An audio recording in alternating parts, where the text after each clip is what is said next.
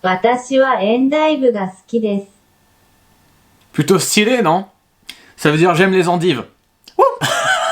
S'il y a bien un groupe de métal français qui est monté en puissance ces dernières années, c'est bien Rise of the North Star. Le seul problème, c'est que le groupe a dû s'affranchir de ses origines pour partir à la conquête d'autres territoires, pour être enfin considéré par le public français. Alors aujourd'hui, j'aimerais revenir avec toi sur un groupe qui pour moi est aujourd'hui un des ambassadeurs du métal français.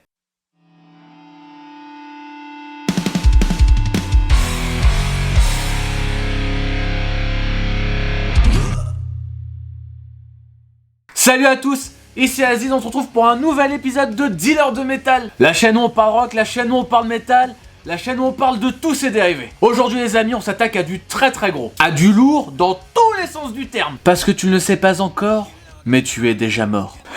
Donc si t'as cliqué sans faire exprès sur cette vidéo, eh bien sache qu'aujourd'hui on va parler du groupe de crossover metal, j'ai nommé Rise of the North Star. Parce que c'est bien beau de parler des groupes étrangers, mais à un moment...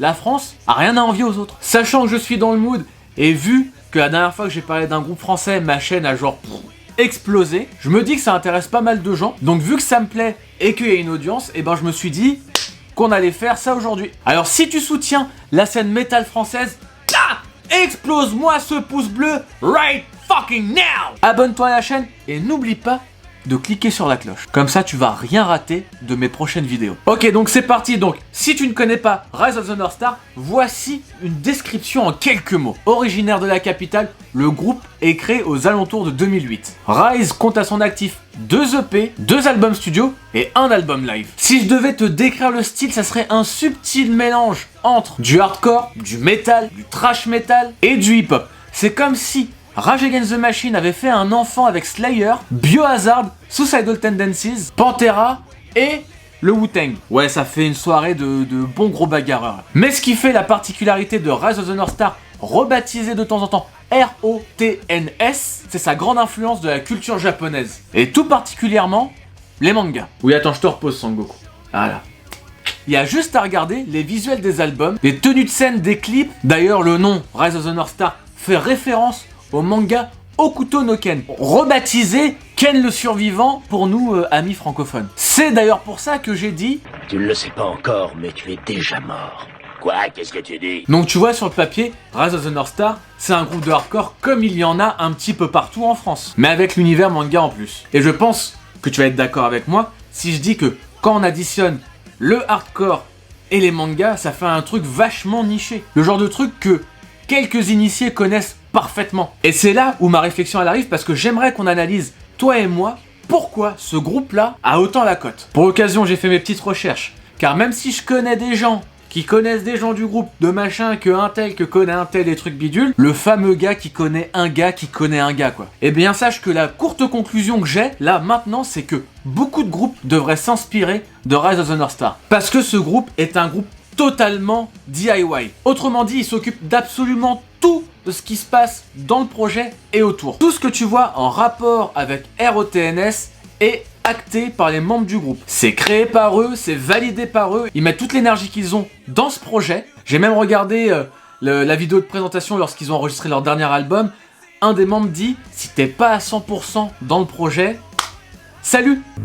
Tu peux pas marcher dans Rise of the North Star et ne pas être à 100% dans le projet. Et je peux comprendre qu'il y ait des gens qui se disent « Ah mais c'est vachement dur en fait !» Mais moi je comprends totalement cette démarche-là. Pourquoi? Parce que, bon, après ça n'engage que moi et ce n'est que ma vision, donc je t'invite à exprimer ton avis dans l'espace commentaire, mais pour moi, lorsque tu as un projet, et peu importe ce que c'est, si ça te tient vraiment à cœur, le fait de voir ton projet comme une entreprise te donne déjà une très longue longueur d'avance. C'est pas parce qu'on considère ça comme un travail que ça doit forcément être chiant. Ça veut juste dire qu'il faut prendre le projet très au sérieux. Et pour moi, Rise of the North Star est la définition parfaite du groupe / entreprise. Voire même entreprise / groupe. Parce qu'avec leur volonté de faire, leur côté Kaira et leurs influences, ils ont imposé au monde leur vision. Que tu adhères ou pas, c'est leur vision. Et depuis le premier jour, ça n'a pas bougé d'un poil. Est-ce qu'on peut donc dire que Rise of the North Star est un groupe authentique?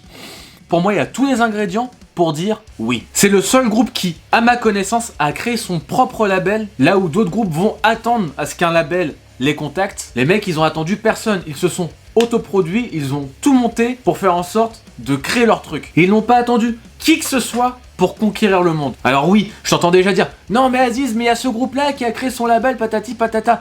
Moi, ce que je te dis là, aujourd'hui, c'est que Rise of the North Star est actuellement dans le label Nuclear Blast, mais qu'il a fallu qu'ils fassent le taf pour arriver jusque-là. Et c'est pour ça qu'ils ont pris les devants, ils se sont autoproduits, ils ont créé toute la marque Rise of the North Star qui a plu aux gens et qui plaît toujours et qui va plaire dans le futur. C'est à ce moment-là, je pense, où Nuclear Blast, ils ont dit « Eux, il y a moyen qu'il se passe quelque chose avec eux. » Et je pense honnêtement que si il n'y avait pas eu Nuclear Blast, les mecs auraient continué en autoprod. Ça aurait été tout aussi bien. Il y aurait peut-être des moyens en moins, mais ça aurait été tout aussi bien. Et je pense même que Rise of the North Star a eu des propositions de plusieurs labels, mais en fait, ils s'en foutaient parce qu'ils pouvaient avoir mieux avec leurs propres moyens. Donc je pense que Nuclear Blast a fait une proposition qu'ils ne pouvaient pas refuser.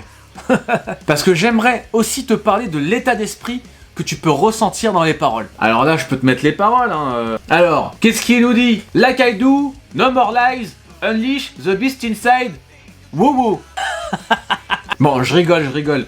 Mais je sais qu'il y en a beaucoup qui ont un petit peu de mal avec Rise of the North Star, notamment par rapport au chant, et notamment par rapport à l'accent anglais. Alors si tu penses ça, sache que j'étais aussi dans le même cas que toi, sauf qu'après tu réfléchis 2 minutes. Je me dis que si l'accent avait été parfait, hyper lisse, hyper bien léché, est-ce qu'il y aurait cette empreinte sonore très marquée qui fait la spécificité, la spécialité, bref, le truc spécial qui fait que Rise of the North Star est Rise of the North Star. Là où c'est très fort, c'est qu'une chose qui, au premier abord, semble être une faiblesse, devient une force. Et c'est là où je trouve que c'est magnifique. L'essai est transformé. Après, qu'on aime ou qu'on n'aime pas, ça c'est un autre débat. Et je suis pas là pour ça. Mais au final, je trouve que ça rejoint l'état d'esprit du groupe, que ce soit visuellement, ou au niveau des paroles, ou au niveau de ce qu'ils revendiquent. Again and again. Parce que vous connaissez maintenant ma passion pour le surpassement de soi, Rocky, tout ça, tu connais. Et bien avec ROTNS, je retrouve cet état d'esprit. C'est simple, quand je mets le casque et que j'écoute un de leurs morceaux, je me sens comme le mec le plus puissant de la Terre. T'as clairement l'impression que c'est ton fort intérieur qui est en train de s'exprimer librement. Et je pense que t'imagines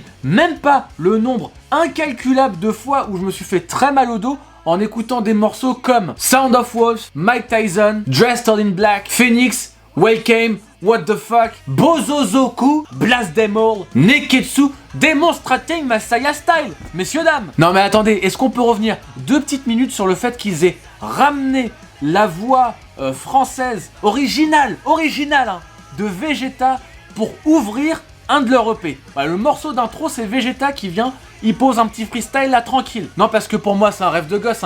Tu me dis où je signe et je signe direct. Surtout que tout le monde sait que Vegeta est algérien. Non, mais enfin, je veux dire, ça paraît d'une évidence et évidentielle. S'il te plaît, Vegeta, mets ta fierté d'Algérien de côté et enfile cette boucle d'oreille.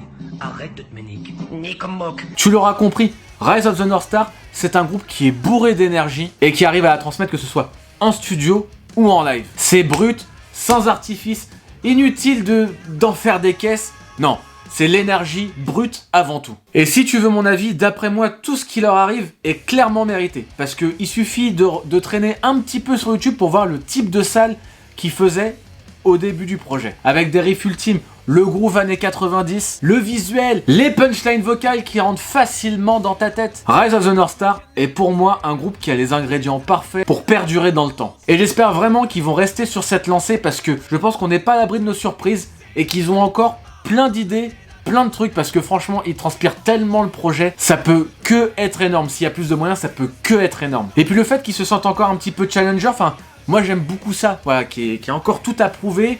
Faut envoyer sec. Le message et les influences me parlent tellement que ça pourrait être mon groupe préféré là que je te vends. Tu l'auras compris, j'aime beaucoup Rise of the North Star. C'est tellement rare aujourd'hui d'avoir un groupe qui arrive à avoir une grosse qualité dans la musique et dans le visuel, qu'il faut le pointer. Encore plus quand il est français. Et pour finir, quand j'ai fait mes recherches, donc j'ai vu que le groupe était créé en 2008, etc. Et en fait, leur premier concert était à la Miroiterie. Alors si t'habites un petit peu la zone de Paris, sa banlieue, etc. et que t'es amateur de concerts et de scènes underground, et ben si je te dis la Miroiterie, normalement ça devrait te parler. C'était un squat situé sur Paris où il y avait pas mal de concerts, c'était The Place to Be. Malheureusement, ce lieu-là a fermé ses portes. Et vu que moi je suis un petit peu dans le milieu des concerts, etc. depuis un petit moment, et que par chance mes parents me faisaient suffisamment confiance pour me laisser aller dans un squat sur Paris, écouter du métal, que en plus c'était entre 2008 et 2012, je me dis que potentiellement,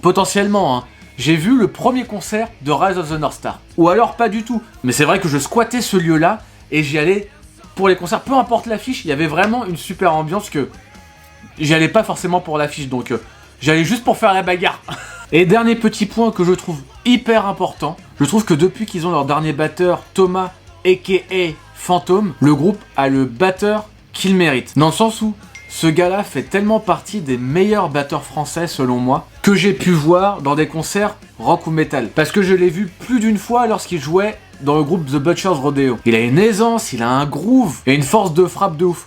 Donc Fantôme, Thomas, peu importe comment tu te fais appeler maintenant, si tu passes par là, gros big up à toi. Et voilà les amis, c'était ma vidéo où je parlais de Rise of the North Star, de ROTNS, de Rise, peu importe comment tu l'appelles ce groupe-là. Voilà, je voulais faire hommage à ce groupe français qui est très important dans la scène aujourd'hui et qui j'espère continuera de nous faire rêver dans le futur. Je parle aussi de ce groupe-là parce que c'est un des groupes qui pour moi est genre ultime quand on parle de métal français, et dans les messages je trouve qu'il ne revient pas suffisamment.